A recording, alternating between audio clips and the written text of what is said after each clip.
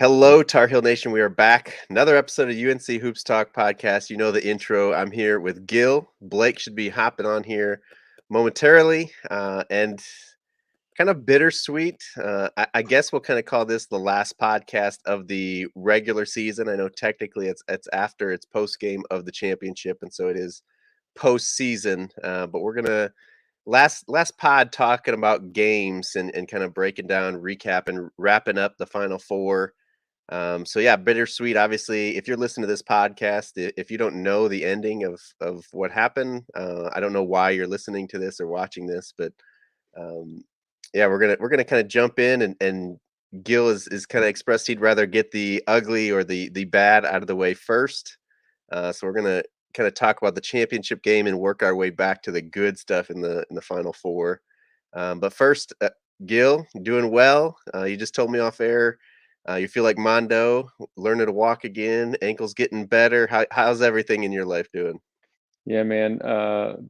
Bittersweet. I am walking again as I heal from breaking my leg, and so I can sympathize for the pain and the inability to push off of your ankle like you're used to, which is how Armando looked in the final. But him and the rest of the Tar Heels gritted it out, particularly the Iron Five, but also Puff Johnson played.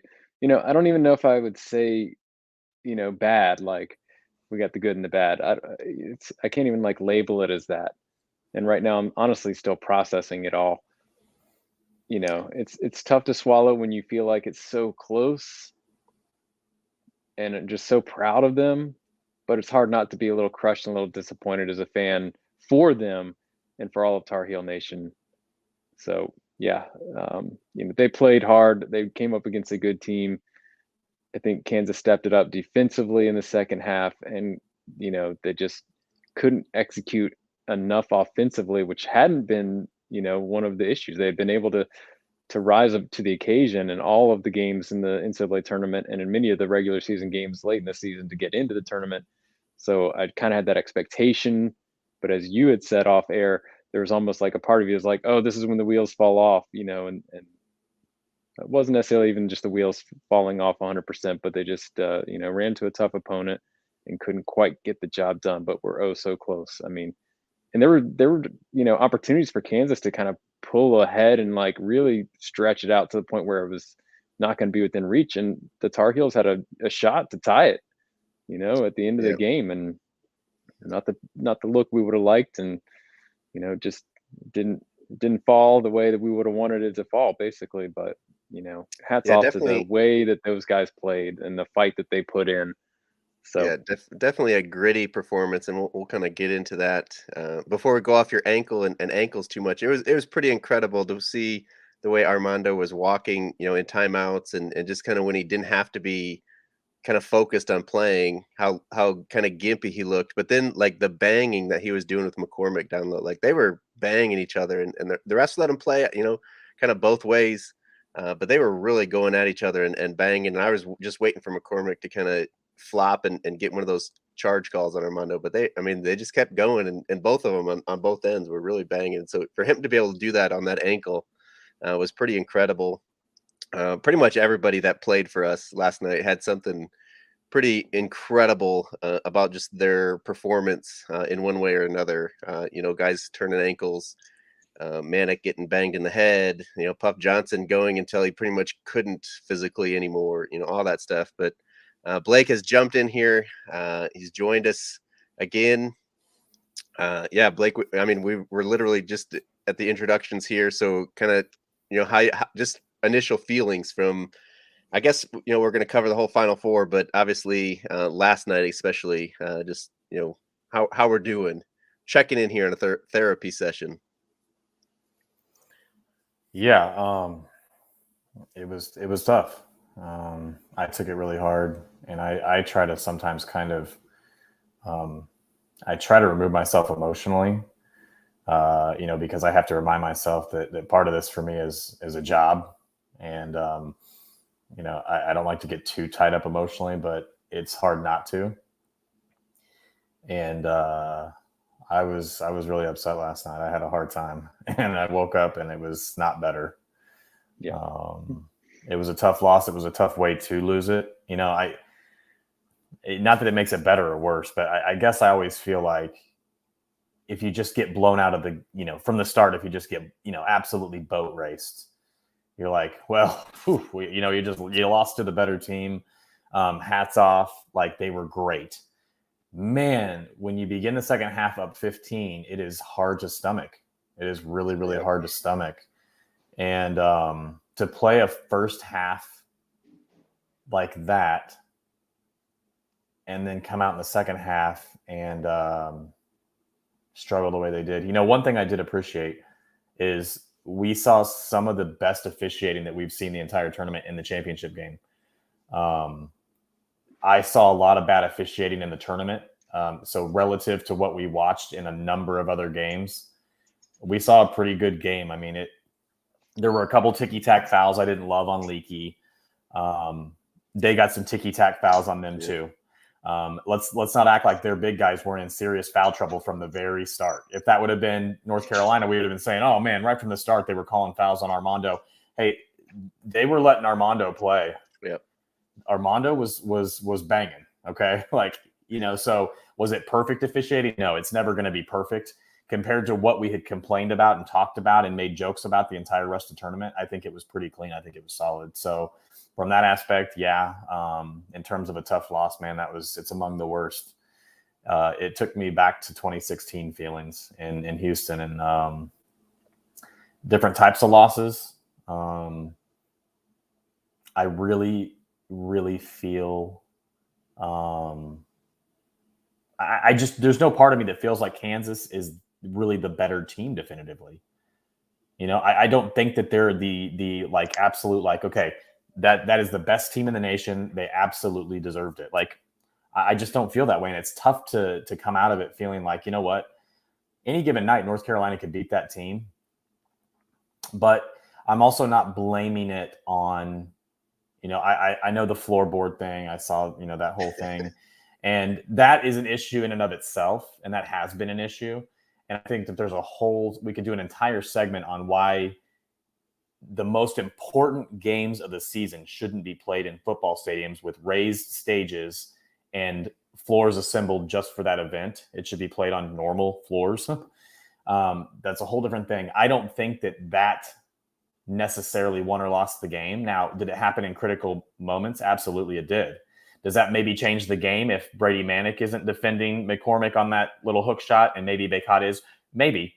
But McCormick had made that shot on Baycott earlier in the game too. Right. There's nothing to say that, but here's what I will tell you, changed the game. And this is just accountability. Your guards can't go 10 for 41. And they did. And that's painful. When your guards, when you lose 31 possessions on missed shots from two players, that's rough. And the other thing is that you can't come out and relinquish a 15-point lead 5 minutes into the second half. I don't care how good of defense, how good of offense Kansas was playing that first 5-10 minutes, how frenetic they were playing. You just can't relinquish a 15-point lead that fast. And it's those two things for me are what really turned the game. Yeah, I said to Gil, we were kind of talking before we started, and like coming in, I was kind of like, hey, we're playing with house money. We beat Duke. We've kind of done more than what we've expected, and had a great season. And it's like, I don't know, trying to kind of almost give myself an out of, like, in case we lose, like, let's not care about it too much. Yeah, but then, like you said, like, and Gil said it as well, like, when you're up 15, you're like, okay, like, we should win this game. Like, we should be national champs. Like you said, we shouldn't relinquish it, especially that fast. But really, when you're up 15, 16 in a game, if you're a good enough team to be in the national championship, then you should be a good enough team to finish that game out and win. But on the other side of that, the team that you're playing should be good enough to make up that lead too. Because if one team can win the first half by 15, why can't the other team win the second half? I mean, that's 15? Pretty much what Bill Self said. He said at halftime is like, hey guys, like, would you rather be in this situation or like they were in 2008 when they won it down 9 with 2 minutes left? And honestly, we were not home. I was gone for the weekend, and so Duke was kind of painful for me. I had to kind of, like, we were with friends and stuff, and I had to like go away from everybody and watch it by myself, which I mean, I'm glad I did that because that was an incredible game. We'll get to that later, but I went and kind of checked in at halftime. I had to, help with my kids and stuff still. I still had duties, but they were kind of asking like, "Hey, how you feeling?" We were down 3 at half against Duke, and I was like, "I feel all right. Like, we could play better, and we're still in it and all this stuff." And I actually probably felt better about where we were against Duke at halftime than I did against I felt better Kansas. down 3 to Duke at half than I did up 15 to Kansas. Yeah, because you just knew they were going to make a run, and we were so banged up, and But do you want to know what I think the difference is? I think that this Duke team, one of the things, and maybe a Duke insider or a Duke fan would tell me that, well, I'm sure they would tell me that I'm wrong. I think this Duke team lacked the hunger that would have put them over the top. They had the talent. They've got NBA players. They've got all of that, right? The Kansas team that we saw come out in the second half look way hungrier than either Duke team that we saw in the last 2 games against Duke, right? Like, yeah. At any point, did Duke seem that scary as the first 5 minutes at Kansas to the second half? I mean, I'm sitting here saying you can't give up a lead, but like Kansas looked really impressive in that first 5 minutes. They were tremendous, right? So not taking that away from them, but I think they were very hungry. Yeah, I think Duke lacks that. I would be interested to see what a Duke fan said because obviously, Kansas were saying they were playing for the 2020 team that was the best in the country and didn't get a chance. So it felt like they had that motivation. Whatever it is, I mean, you got to give yourself something to play for. And Duke, you'd think would have kind of the ultimate because they're playing in Coach K's last season. Like they should have that. But whether it's motivation or if they were just kind of afraid of like too afraid of failing that they couldn't. I think they were playing defensively rather than playing, you know what I mean? Like they were playing not to lose. Right. Yeah. I mean, they were playing Andy Reid style basketball, and it was, I think so much pressure was on them because of that. And I think that's why North Carolina played so loose in those games. Like North Carolina didn't look tight in those games. North Carolina looked tight last night in the second half. And even in the first half, like North Carolina wasn't spectacular in the first half. Like Kansas missed a lot of shots. Right. But North Carolina, they looked a little tight. And they did. They did look tight in the first half, and then in the second half, they just looked completely loose. Yeah. But see, that goes back to sort of like where you are in the game. You're down 15, all of a sudden, guess what? You have nothing to lose. Right. What were the Tar Heels doing? The Tar Heels looked like they were trying to defend a lead instead of going out there and saying, "Okay, it's 0-0. Let's go." It was kind of like down 10. We got to go. It was like the Baylor game. It was like, hey, we got a lead. Can we hold on long enough? Like we did against Baylor to win the game.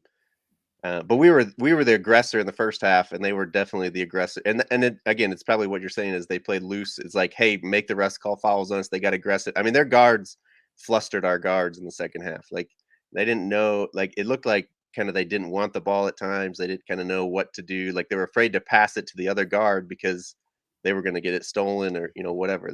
They were just a lot tighter. And yeah, again, I don't know. I think tired. All the minutes. Again, Kansas didn't play deep either, so you can't. I mean, I'm not trying to make excuses, but I think just a culmination of the injuries, the bang-ups, and minutes, and kind of everything. We got tight. Maybe Baylor was going through the mind of like, oh crud, we're going to blow another lead. Who knows? But just kind of a culmination of everything kind of going through their minds, and it just caught up to us. It goes back. For me, it goes back to okay, yeah. Is the Bacot injury inopportune? Is it a terrible time? Absolutely. But let's be real. Like. And I'm not putting this on them because the only reason that North Carolina was where they were at was because of these players. But it's just, I would be remiss to not say it. And I would say it about anybody. Like if Bacot didn't shoot well yesterday, right? He was okay from the foul line, shot 9 of 13, had another great rebounding game, but he shot like 3 for 13 from the floor. So he wasn't great either. It happens. You have bad shooting games, but it's just a matter of fact. It's not slighting them. If RJ Davis and Caleb Love each hit like, say, 2 more shots, we're talking like it's like a double possession game at the end of the game. Kansas isn't even really like they're fouling at that point. Right. If Caleb Love just hits maybe 1 or 2 threes in the second half, like he has been doing, if RJ Davis hits, and I was, honestly, with like 5 minutes left, I was like, all right, Caleb, like, Here we go, like do the thing. And credit to Kansas, their defense is better than North Carolina had faced in the tournament. Very tenacious. Yep. They were playing like a team that didn't want to lose, and North Carolina's guards could not get open. As good as Puff Johnson's contributions were, Agbaji started taking over a little bit more when he was in there because obviously there's a defensive difference there between Puff and Leaky. And like that blow by to the basket. Abaji doesn't do that on Leaky. Leaky pushes him to the baseline and he has to pass out or dribble under the basket. What he did with Puff was he went right into Puff. Puff fouls him. He gets a pretty easy layup and he gets to go to the line. And he finally hits a free throw. So there's so many things that over the course of a game that make a difference. But for me, the biggest things aren't Bacot leaving the game with a minute left. It's 38 seconds. We watched it again tonight because it's your two most potent guards missing 31 shots. So yeah, you talk about shooting. RJ Davis, Armando Bacot, Caleb Love in this order went 5 for 17, 3 for 13, 5 for 24. Yeah. So that's 13 for 54. Yeah. 13 for 54. Mm-hmm. I agree that Kansas's defense was probably the story of the game, if you want to write it or look at it from that angle. I think they held UNC to 27%. I don't know if that was for the game or the second half. In my mind, I'm biased, so it's always difficult for me to reconcile without that kind of slant. But if we have 100% healthy Bacot, I think we win that game. Again, we lost by 3 points with the said shooting woes that you just expressed. And I agree that we were all waiting for Caleb Love to show up, and do what he's done, throughout the end of the season and into this deep tournament run. And we all were hoping and praying for it, and it didn't come. And the guard play is what carries you in the NCAA tournament. And it carried us all the way to the point, right to the precipice, and just not quite enough. I'm not going to try and blame officials or anything like that on this. And I overall think it was a fairly officiated game, and don't want to raise too much of a point about it. I thought a couple of calls that didn't go Carolina's way were in the heat of that Kansas run and kind of added to that energy. But again, mostly credit to Kansas for raising their game. And sadly, Carolina, just lost composure just in those critical moments, just enough where it let Kansas get back into the game quickly enough where, unlike Baylor, who had to fight for it all the way to the very, very end. Now, that was a larger lead, of course, but still, like, if we could have held them off, I think like Blake said, we get to that point where they have to start fouling us. And, like you said, all we need was just a couple more made shots, and we just didn't get the made shots. And then, Gil, to your point, don't get me wrong. Like, I'm just kind of talking about based off of what we had. Like, we had an injured Bacot. But to your point, if he's 100% going, like 100% healthy going to the game, I absolutely agree with you. I think they win. Everything else aside, I think those guys can shoot horribly and still win. But what I'm saying, though, is we only had a 70% or a 60% Bacot. So with that in mind, if even, but 100% to what you said, I think if you go into that game with a healthy Bacot, I absolutely agree. I think they can shoot horribly and still win. But I think with a healthy Bacot, Carolina was the best team. I think it was like I was feeling some Destiny vibes. Unfortunately, ankles. I mean, that's what I texted you guys right after the game. Was like, gosh darn ankles, man. I'm living with one, and they're living with them. Apparently, a few people on the team. It makes you appreciate Caleb Joel Love. Berry. I have no idea how much that little ankle roll of Caleb Love, maybe influence his confidence and his spring, you know what I mean? Ability to elevate and get cleaner looks. I'm not sure what you were talking about with the floorboards or whatever. I hadn't. No, did you not see it? No. So basically, like, you can check it. Look, you can put like Bacot port, and like it'll come up on Twitter. You can see when he takes that step with the already injured ankle, that the board that he steps on actually like flexes, it warps a little bit. And there were people that were trying to say, well, it just looks bad in slow-mo, like this happens, but like that doesn't happen with a hardwood, like that's not happening at the Smith Center, right? Like, well, let's be honest, that was a critical. We had the ball down one with all he had to do was kick it out. Seconds, we had a possession there with an opportunity to take the lead, as we had been, getting these late game leads and finding a way to win. And this team has found ways to win and found ways to fight. That was a critical turnover that was a result of 100%. It was. And I'm not saying that couldn't have turned the game, but I don't want to go into the rest of my life being like, oh, that stupid floor. Like, I would rather say, if this makes sense, I would rather say, you know what, if they shoot better in this game, they win it going away. Yeah, I agree. Like, to say it, I think it's disingenuous to be like, oh gosh, these guys shot 13 for 55, right? That's, they lost because of a board. Okay, well, that board like didn't cause them to miss 40 shots the rest of the game. You know what I'm saying? So like, not that I'm just wanting to put the blame on the Tar Heels for shooting bad, but I just think it's very disingenuous to say, okay, they went 19 minutes and 40 seconds shooting terrible, and we're going to blame it on a board. Like, they had the ability to win this game. Credit to Kansas's defense, and credit to the Tar Heels. Caleb Love was incredible this tournament. Like, there is not one bad thing you'll hear me say about Caleb Love. He is the reason they got that far. RJ Davis is the reason they got that far. Honestly, every one of those players is the reason they got that far. Every one of them. Yeah. Without Leaky Black, they don't make it that far. Without Bacot, they don't make it that far. They all had amazing tournaments. They might not make it that far without Puff Johnson's important minutes. It was a total team effort. So I am not sliding them in any way, shape, or form. But I just think go and say, like, some of these fans, like, I feel like they need a reason, like, to blame it on something else. But this is the thing. Those guys, would you say, Dan, 13 for 54, right? Yep. Okay, let's just say they go 20 for 54. Right now, we're talking about a national championship victory. Yep.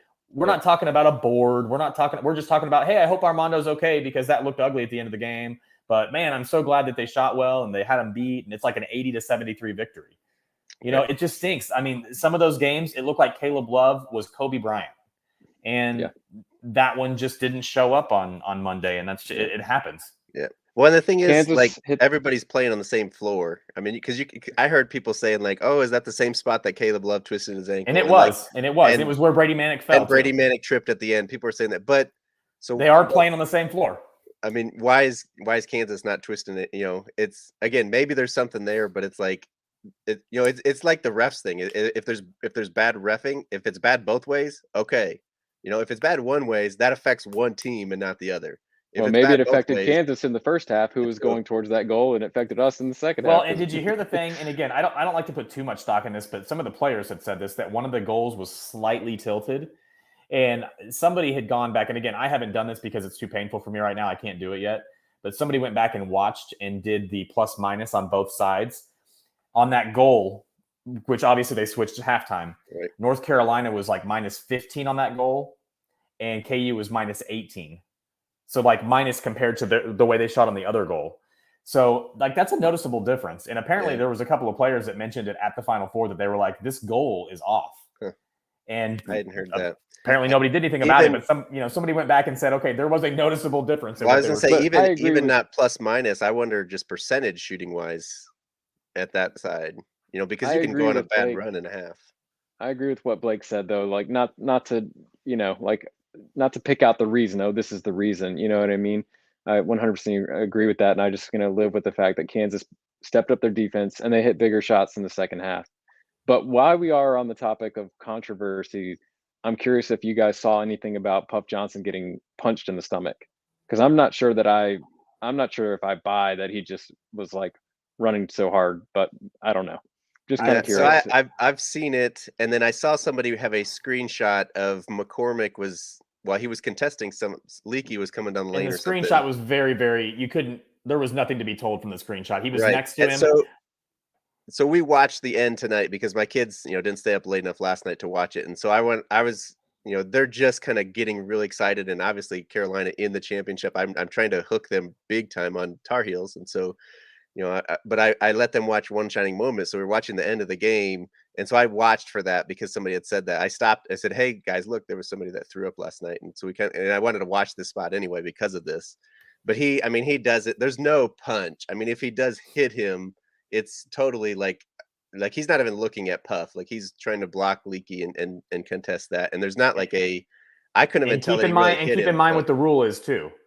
Like the rule is very heavy on like elbows, hands to the face.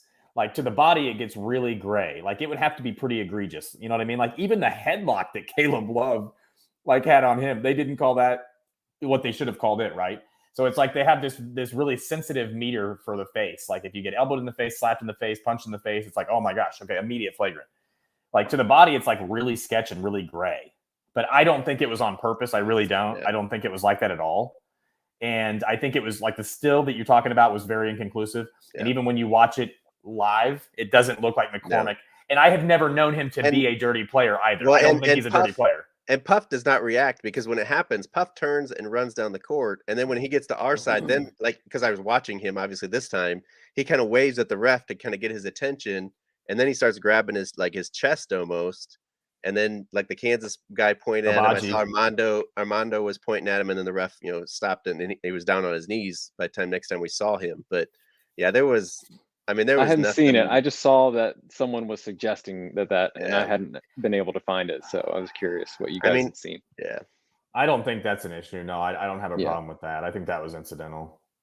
So now, I will say that the thing with the court, whether we want to blame that or the fans that are wanting to blame that as the sole reason, like that is something that needs to be addressed. This is something that's been a problem before. Now, not necessarily with like boards warping like mid-step, but like the stickers that they have on the Roy courts. Always hated the stickers. Slick spots that are different than a normal hardwood floor. Like these are issues that need to be addressed. We're talking about the biggest stage of a sport that in general, the ratings have been going down. Now, some of these games were very highly rated in terms of TV viewership, but in a sport where you're already struggling to keep your viewers and to keep fans, like that's a really bad look. That's an egg on the face of your championship game when you're like, wow, you can slow that down. It looks like the board just hops off the floor. Yeah. So here Brian says Leaky said that the basket was tilted. I had not heard any of that before this. Yeah. And so Christian says that's an interesting take there. And then Josh here says ESPN put up a notification out that the manufacturer of the court said there's no structural issues. Well, of course, yeah. What are they going to say, right? I believe everything ESPN says. I did listen to the CBS Eye on College Basketball podcast, and Matt Norlander was still in the stadium while they were doing the podcast, and a third person from CBS or whatever that is sometimes on their podcast was in that spot, kind of jumping around, and he didn't seem. Now he's not. I'm guessing not as heavy as Armando, right? And like size 14 feet either. Like it's a little different when a didn't guy the size of LeBron James is doing it. Now, I will say about that play, the shot clock was going down, so he was going to have to shoot it. I didn't really like the angle. He in the post games thought he had the right angle and he was going to make it, or at least have a good shot at it. I agree with you. I don't know that he makes that either. And you also are taking into account, or you're not taking into account that McCormick has a really long wingspan, and like he can force him to miss that shot, or maybe he blocks the shot, or maybe he fouls him. Armando goes to the line. Who's to say Armando makes? I mean, we've seen it. He missed 2 free throws earlier in the game, so that's one of the reasons why I don't like going to that play. Now, if it was a really bad egregious call, it was like a goaltend, and you're like, oh my gosh, like there's evidence to prove that's 2 points that they took off the board. That's one thing, but we're talking about a play again that was like an if. Like, who knows? Does Armando stop McCormick from that hook shot later? We don't know. So that's why I hate blaming it on that. But that's why I think, again, you can look at the stats and be like, okay, if they shoot better, that game's over. Yeah. So Brian does say he was going to get fouled by McCormick. But again, well, at that point, it's a smart foul. You foul him, obviously. In that situation, you're going to foul a guy that's a 69% free throw shooter for sure. I mean, all we can say for certain is it's very unfortunate that he wasn't 100%, and it really hurt the Tar Heels' chances of winning the game when he turned the ball over. And obviously, it's unfortunate for him and the Tar Heels that it added more to his injury. And I hope that he's okay. And I mean, nonetheless, let's talk for just a second about the fact that he battled. He got up on one leg and tried to hop down to play defense on one leg. I mean, and I guess credit to Kansas for not trying to score. Well, that's what I was going to say. Is it not strange that Kansas did not attack and go 5-on-4? Like the announcers were saying it too. I couldn't believe it. I was in awe. Did Bill Self tell them like, hey, wait? I mean, I don't think we ever got an explanation, but I don't know if it was just like low IQ basketball. I don't know if it was just like, I would have been going to the hoop and I would have been looking to score. Well, yeah, you feed your big man, or you drive to the hole without Armando in there. Like, yeah, I don't know. So that's another one right there. So we can be like, okay, that happened. That was a turnover. But then we come down and like, hey, you didn't even take advantage of it. So, like those things I feel like through the course of a game can kind of even out, like whatever. But man, I just wish they could have guarded that lead a little bit better and kept scoring. Yeah. That scoring drought they went on was just so painful. Yeah, obviously.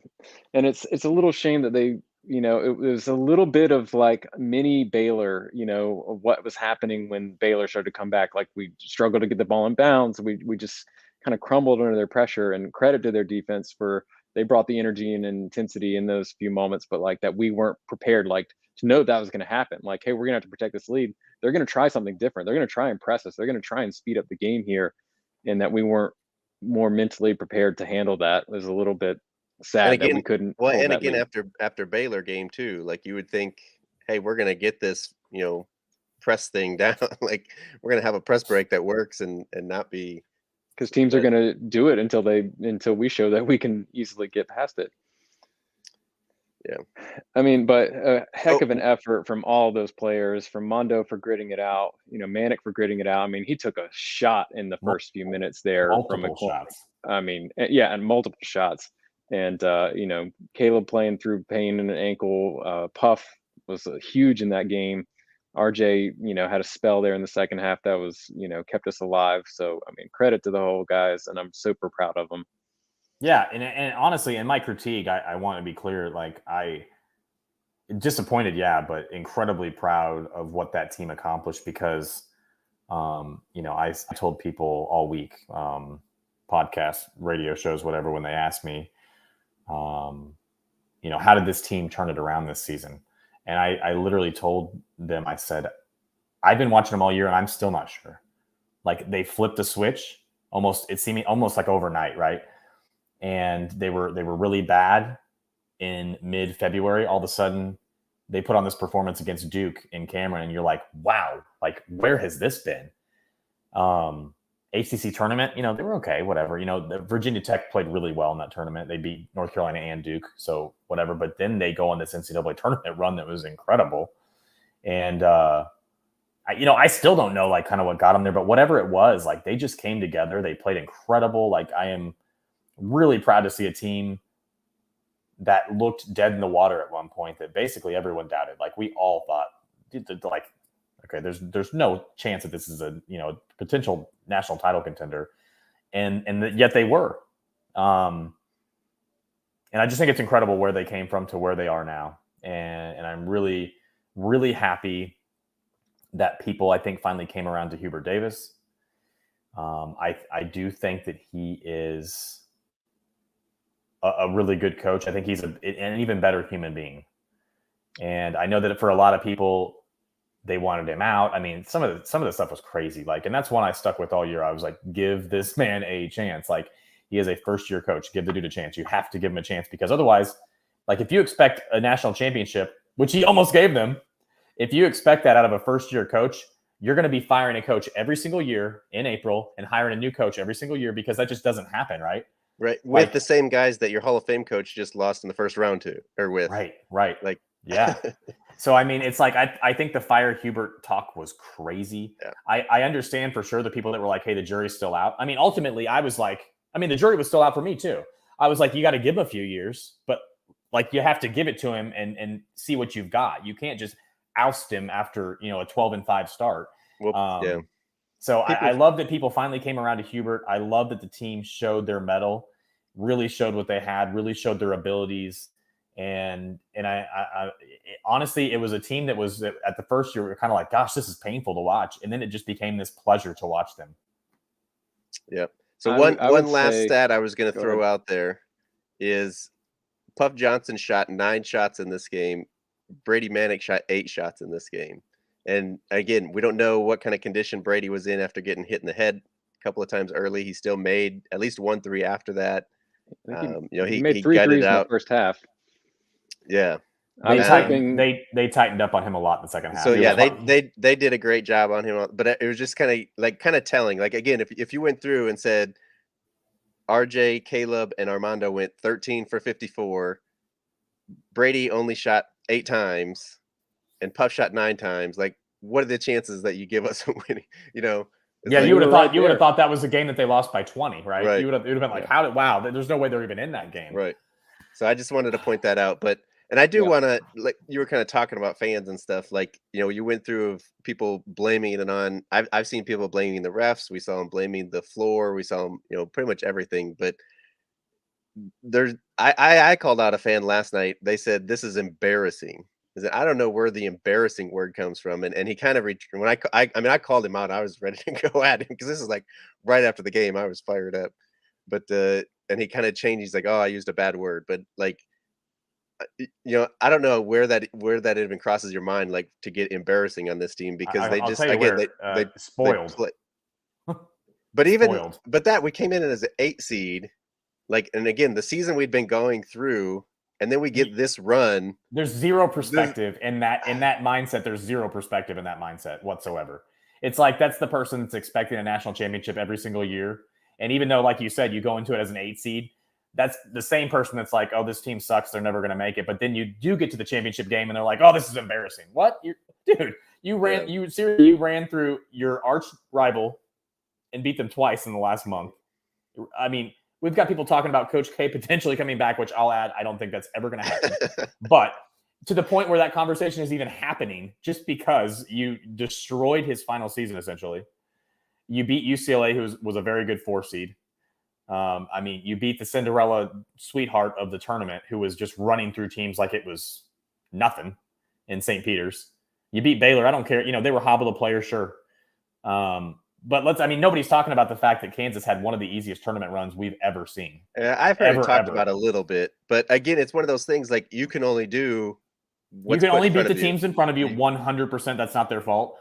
But let's be real. Like Villanova at full health, I think Villanova probably beats them. It's probably a UNC Villanova final.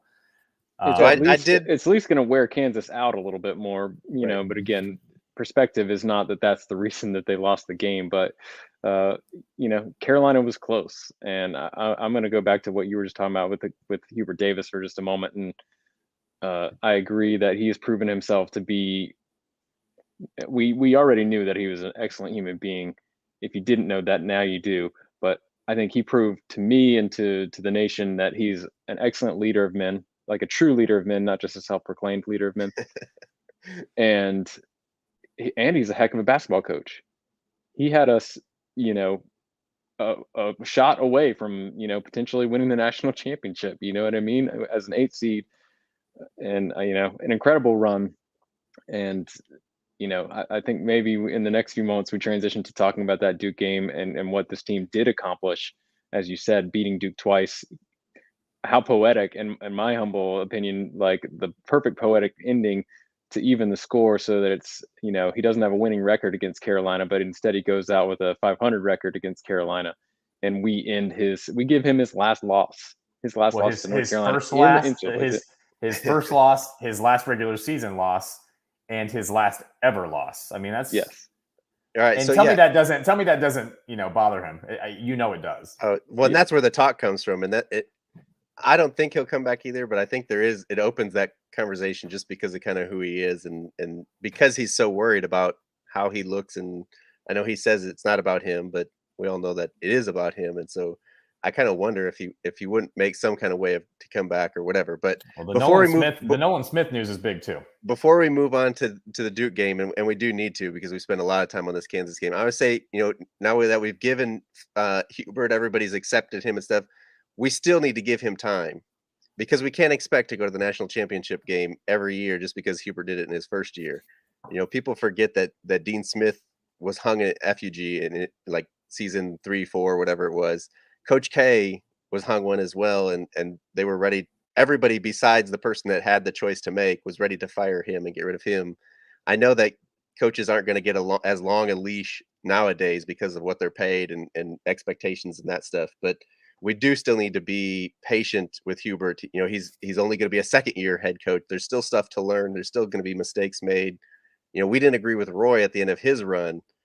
So I just kind of, anybody listening or fans out there, like, still be patient with Hubert. We don't know what rosters are going to look like, all that stuff. We'll get into that stuff later, but I don't want to get that. But just be happy with what we're at. We feel like we got the right guy here. Let's give him time. Let's, be positive about it, because I know, again, we're going to, at some point next year, we're going to have a tough stretch or whatever. And it's going to be like, why is Hubert the coach? And yada, yada, yada. So I just wanted to say that before we moved on to Duke here. So I don't know. We can go back to where we were. Who wants to pick that up? We beat Duke in the Final Four. That was awesome. I was down in North Carolina, and man, the anticipation for that game, like first off, I mean, after last night, I'm going to admit, like today, I was contemplating whether or not I even like being a fan, like how hard I was taking, last night's loss. And it's crazy because you go from the highest of highs to like the lowest of lows, even though like, yes, it's worse if you got beat in the first round. You know what I mean? You didn't make a good run. We made an excellent run. I mean, that was a heck of a ride those guys took us on. You know what I mean? But it's just still heartbreaking to be so close. You know what I mean? But that was epic. We beat Duke. In North Carolina, there was like, I was in this community where there was all these Duke fans and all these Carolina fans, and like all day long I was just like, oh my god, I'm so ready for this game. Like, can it start already? Like, I can't wait. I couldn't even watch the Kansas Villanova game. Like, I couldn't. You know what I mean? I'm like, just get to our game. I'm ready for it. And I was like about to burst. You know what I mean? And the fact that we pulled it out and ended their potential fairy tale send off for K. I agree with Blake's take to a degree. I just think that group of players for Duke just didn't have, they were epically talented, but just didn't quite have the right ingredients in terms of intangibles or whatever it takes to actually get to the championship and win the championship. I think Carolina's players did have that and just kind of got tired at the end. You know what I mean? But I think that we were just so close to winning a championship, and to beat Duke en route was something that we will always have to cherish and from this team. So, thankful for them for that. Yeah, I did see another fan say they'd rather lose in the first round than like after last night's game after losing. And again, to me, that is just mind-boggling because without last night, you don't get the 2.5, 3 weeks before that with how much fun we were having. And like that's part of sports. You take the highs with the lows, and you take the losses. That's going with the it's better to never have loved than to loved and lost. Yeah, and did you enjoy last year when we lost to Wisconsin in the first round? Exactly. That wasn't fun watching at all. The rest of the tournament. Horrible, yeah. And to me, that's just somebody that's just kind of afraid. Like maybe they have friends that talking trash, and they like, I don't want to hear this trash, so we'll just end it in the first round, and nobody even cares. So they don't say anything. I'm living amongst like Tennessee fans and Kentucky fans, and they're trying to talk trash right now because we lost the national. Guess what, guys? You guys lost to St. Peter's in the first round. Tennessee lost to Michigan in the second round. Like, talk all the trash you want. We just went to the national championship as an 8 seed and almost won, like, again, as we've been saying for a half hour now, like a possession away from winning it. So, I mean, I'll take that trash, anytime, but I'll take the 2.5 weeks of glory that we've had here, especially after the season that we kind of went through, all the fun that we've had. And again, even the Baylor game, we look back, like right after that, it was like, that was torturous to go through that, but I'll take that and take everything that's come with that to even loot. Again, I wanted to win that thing so bad, especially again, as we said, I would keep repeating myself, but after being up 15.5, it's like, we got to win this, but I'll even take the loss with being here than, losing the first round. I don't know, that's, yeah, maybe it's spoiled fans again, or, whatever it is, but that's just crazy to me. So I know we're about a basketball podcast here, but it may be worth saying, as a budding psychologist, that, there's 5 stages of grief: denial and isolation, anger, bargaining, depression, and acceptance. So you might have already experienced all those in the past 24 hours. And as Blake said earlier, yes, for me, the energies and emotions that came up last night and throughout today harkened me back to 2016, which was gut-wrenchingly painful, and I was feeling that today. Plus I was just tired from staying up late, and I didn't get any sleep last night. So I don't know, I just felt like throwing that out there, that like, to kind of tap into your Tar Heel nation and family for support in terms of going through this, because it's not easy to go through it, despite the fact that we will all take this, making it to the final and coming close. We take that over not making it into the tournament, not making it through the first weekend. It's still hard. It's still hard as a fan, and it's even more difficult for those players. I mean, I hate seeing those players, like get off the bus and they look, obviously bummed. And so, yeah, I went with I tried to go with an ultra positive approach, and I didn't, honestly. When I woke up and I couldn't sleep, I was up all night. I literally I couldn't sleep. I would lay down, I would put my phone down, I'd lay there for like 15 minutes and I'm just wide awake. So I pick up my phone again, and then I'm just like agonizing myself over and over. I finally fell asleep and got maybe 2 or 3 hours. And then I woke up and I was like, I can't feel like this like for a week. Like I have to do something. Like I have to try to put my best foot forward. So I got on Twitter and I just saw all these people that felt the same way. And I'm like, rather than like writhing in pain with these people, like I want to try to turn it around. And I just turned it into like this super positive thing today. And I was like, guys, and even you, Gil, you made a comment on there, like, okay, like the sun rose. Like that was exactly the kind of things that I was trying to say. Like this was a fantastic season. Like look where they were and look where they got to. And this is a very relevant team. This team beat Duke twice. There's some great pieces on this team, and some of them are going to be back. And, anybody that's talking trash to you today, if they're not from the Kansas fan base, then, they really shouldn't have much to say. So I tried to take a super positive approach. It helped me feel better. Is it still really painful? Yeah, like it's tough to even talk about it 24 hours later. But what can you do? Like I'd be able to form words. You've got to move on. Like if this is, Loyola Chicago or St. Peter's and you're a fan, to me, that's tougher because you're like, man, what is the chance we're going to get back there? Like you're a North Carolina fan. Like you're lucky that you're even a North Carolina fan because, in your lifetime, if you're 25 years old, right? If you're 25 years old, you've seen,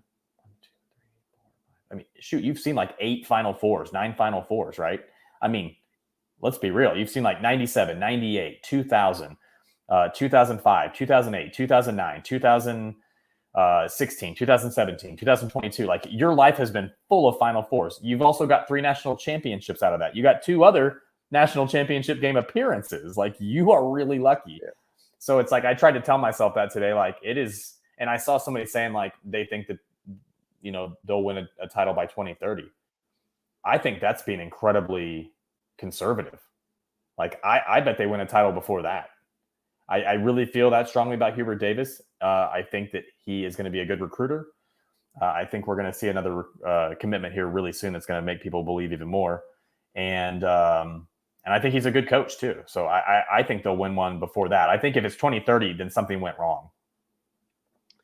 Yeah, I was trying to encourage my kids because they're, again, just trying to get into it, and they were kind of bummed that they lost and stuff. I said, okay, guys, but just realize like this doesn't happen every year. Like, don't go back on the Tar, like, because they're grasping onto being Tar Heel fans, and so I don't want them to like, oh, Kansas won, we're going to be a Kansas fan, and like because they're right in those formative years of where they're going to kind of pick their team, and so I was like, now don't expect this every year. Like next year when we fill out brackets, like you're okay to put North Carolina all the way, but just know that it doesn't happen all the time like that, and just kind of the expectations. But and you listed off kind of all the times we've been there and done that. But even like Kentucky, so I have a high school kid who's a Kentucky fan, and like he won the national championship when that kid was, I think he's 18 right now. So when he was 8, he won, and it's probably part of why he's a Kentucky fan. I think his dad is as well, so I'm sure that had something to do with it. But since he was 8 now, like they've, shortly after that, they had some success, got back to the Final Four. They had that, 2015 team that went 38-1. But since that, they've had like, no success really I mean, I say no success for Kentucky, no real success, especially like us getting to the championship game, winning a championship, all that stuff. And so even as a Kentucky fan hasn't had that. So we've been extremely lucky in the past, even if you went back to 2016, 3 national championship games and 1 championship. So since 2015, nothing. Yeah, that rhetoric that like North Carolina is, not nationally relevant. You hold us up against these other teams, and I don't know, it just doesn't make sense to me. Yeah, I mean, we're extremely spoiled, and like you said earlier, that comes out in times like this. But when we step back and look at it, we have to kind of realize that. And I mean, that's what makes doing the podcast and just talking about the Tar Heels that much more fun. Just think if you were a State fan, or if you were any other fan base out there, and like, what do you talk about most of the time? Like I get rejuvenated in runs like this when we do the podcast. Like it's fun. I do it and it's fun in normal years, but like when you have stuff like this, it just rejuvenates you as a fan and as, for us as doing the podcast, all that stuff, at least for me. So for perspective, just think about this, and then I'm going to have to run. But this is, I think, a very telling thing when you look back at this season. Did it end painfully? Sure. When it was mid-February and North Carolina had already taken a 20-point beatdown to Duke at home, did you ever at any point think that at the end of the season there were going to be people saying, and I quote, essentially, North Carolina now has the bragging rights over Duke basically for all eternity? Like, did you ever think 6 weeks later that someone was going to be uttering those words, that North Carolina is going to have bragging rights over Duke forever? And I mean, those are like things that people are saying nationally. And like John Rothstein said something, I think maybe 2 nights ago. And he was like, forever. He's like, it doesn't matter. Like, with what North Carolina did to Duke this season, they will have bragging rights forever. I heard Shamad Williams talking about it, and kind of like what Christian is saying here, is saying the rivalry's over. Shamad was like, it's over. And so that will be the cornerstone for every argument from now on from a North Carolina fan, and Duke will have very little to say about it. They'll try to say this or that, but they won't be able to argue wins. They won't be able to argue Final Fours or titles or any of those things. And then when every North Carolina fan's like, oh yeah, how about that last Coach K season? Like, it's just going to be, it'll be like the trump card for every single argument. They'll just throw it down and be like, oh yeah, how about that one time? Like, who would have thought on February 16th, I think it was, when they lost by 9 at home to Pittsburgh, that this season was going to turn out that where they had this trump card where they could forever chalk trash on Duke fans. I mean, it's amazing. So as much as last night hurt, like, what they did this season was incredible. It would have been super sweet for them to validate that, so that there was absolutely nobody out there saying, well, yeah, but you didn't win against Kent. Like, that would have been obviously the punctuation, but I couldn't agree more. And yeah, I'm going to sign off here in a moment too. So I got to say this one last thing. That shot that Caleb Love made over Mark Williams at the end of that game was massive, incredible, a beautiful thing, thing of beauty. I just hope we never see him in the Final Four, or really in the tournament again, but in the Final Four or championship again. Like, I know it's taken this long. So much anticipation. Ugh. And then, like, just, I don't know, my nerves these days watching these games is like on like steroids, it seems like. And then to watch it and then play Duke in the Final Four is like, oh man, yeah, I hope that doesn't happen again. Yeah. All right, so there is people kind of mentioning, and as Blake had said earlier, Nolan Smith left for Louisville, assistant job. Duke has actually hired on the Elon head coach, stepped down from his head coaching job to be an assistant at Duke. We're gonna have to pod later, and we're gonna go through at some point. Maybe I'll do a solo pod, but go through all the predictions that people sent in for the season. We'll kind of go back and see who was right. I know I was a little short on how far we'd go. We already established Blake had them, or not Blake, Gill had them in the Final Four. I didn't think I looked at Blake's. But we'll do that, and we'll kind of wrap up the Tar Heel season as a whole. And then we'll start obviously looking into, who we think is going to leave, kind of what roster will look like, that stuff. That's all off-season podcasting. This is, as we said at the beginning, the last regular season or last seasonal podcast here as we wrap it up. So we'll get into that stuff in the next podcast. If you're not subscribed on YouTube, make sure you go subscribe and hit the notification bell so you can be a part of that conversation when we do go live, because as you know, if you've listened to this long a time, we do not have a set schedule. We just kind of randomly figure it out next year and we go for it. So, but yeah, thank you guys for joining us, especially the people in here live, Josh, Brian, we had Christian, we had Chris in there. I know I'm missing a bunch of people in there, but thank you for joining live. For people that listen later, again, make sure you're subscribed wherever you listen to this. And as I kind of say, let's just unite Tar Heel Nation as we go forward. A lot of positivity to be looking forward to next year, and with Hubert Davis as coach, as we've kind of said here. And yeah, any last words here before we close it out? Blake, you want to go first? I think just to have perspective.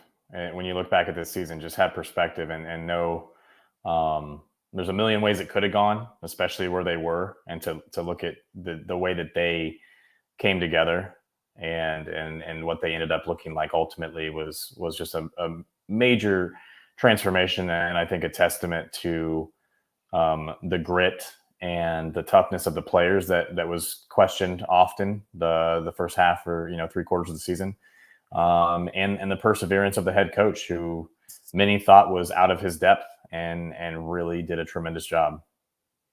All right, Gil, any final words signing off here for the season? For sure. Thank you to everybody involved in the program, especially thank you to the players who took us on an amazing ride. We don't know who's going to be back and not necessarily. We know for sure Brady Manick. Thank you so much for being a Tar Heel. You were a blast to watch. You put it all out there every single game. Can't thank you enough. And all the guys, just like so much love, man. I just like that. That was what I posted on Twitter last night as soon as the game was over. Is like, I love Carolina basketball. I love all these guys. Like, seriously, you guys take us places that we wouldn't go without you. And thanks for letting us be a part of it.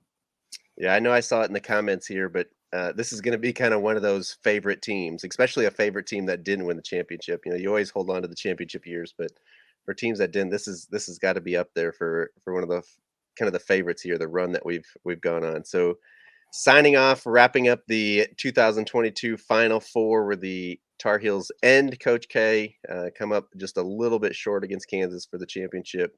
But thank you guys so much for joining us. Gil, Blake, thanks for hopping on here pretty much all season. Appreciate you guys. And until the next one, go Heels.